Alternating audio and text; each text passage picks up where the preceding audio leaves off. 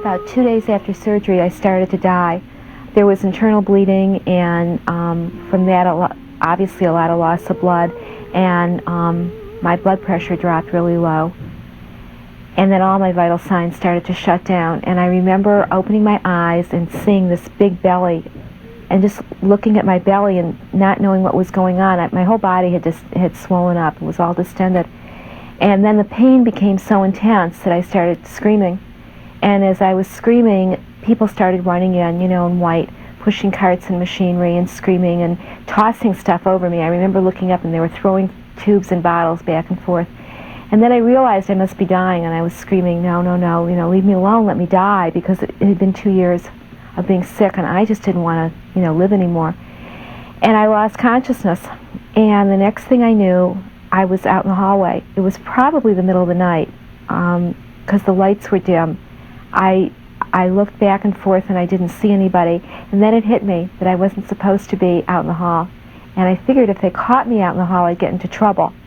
So I turned around to move back into the room, and then I realized something was really weird, because I was looking into a PA speaker. Now this PA speaker was up near the ceiling, and I was looking directly into it. And I knew when I came into the hospital that that speaker was at least 3 feet above my head. So then I knew something was really strange. And I moved back into the room, and I looked down into the circle bed, and I saw my body. It didn't bother me. I was very peaceful. I was very calm. It was okay that she was down there and I was up where I was. The only thing I remember at that point was laughing, because I had tape wrapped around my nose. It was just strange to see my body like that with this tape, and just hanging out with her for a while. It certainly wasn't me anymore. I had no problems with the separation.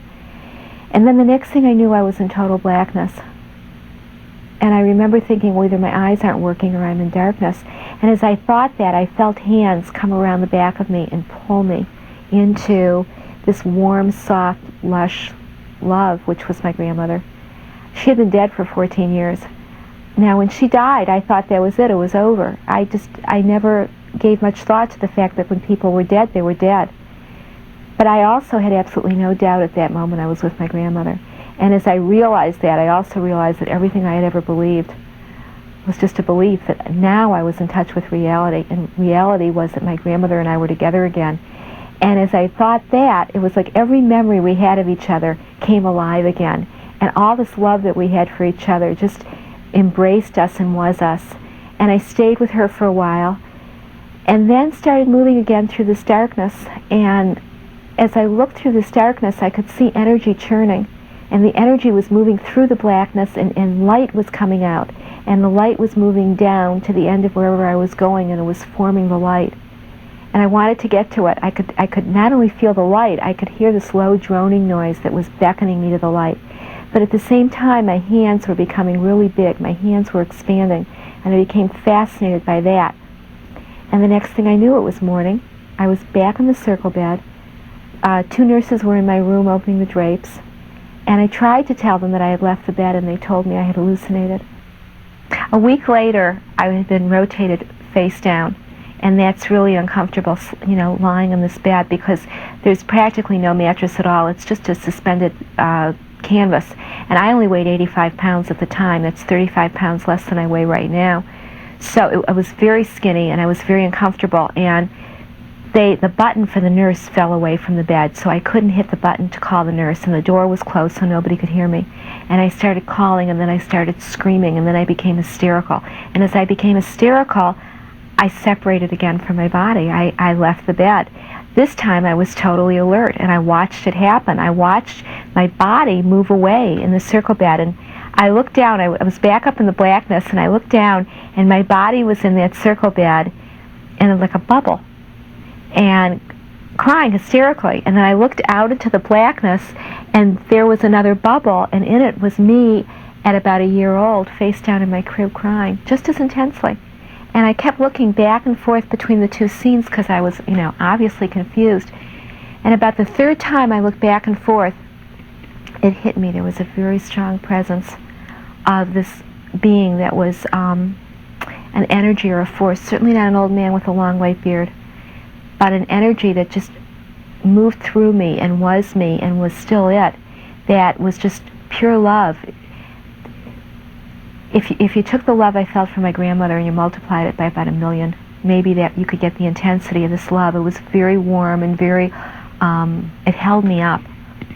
And as I realized that, I had been an atheist until that moment, but as I realized that, then the baby in the crib became the center of a cloud of bubbles, and in the cloud of bubbles, in each bubble there was another scene from my life.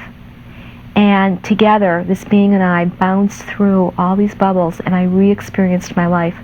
And I re-experienced everything, including what the other people in the bubble experienced too. I mean, I wasn't just re-experiencing it as myself, but I was my mother and my dad and my brother and my boyfriend who went on to become my husband, and then my kids. I was them as well as me. And I could feel the love, and I could feel the negative times too. I could feel everything that was going on. And the first realization I had was that we're not separate beings. We don't end at our skin. We are all connected. We've been zapped into enlightenment for a few seconds, but we come back here and we don't know what to do with it.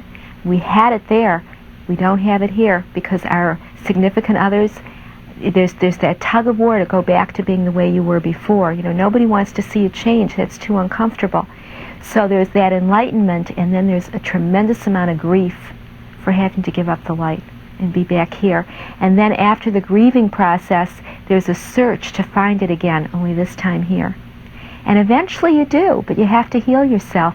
The near-death experience is an initiation, but it's only the beginning. Then there's the search.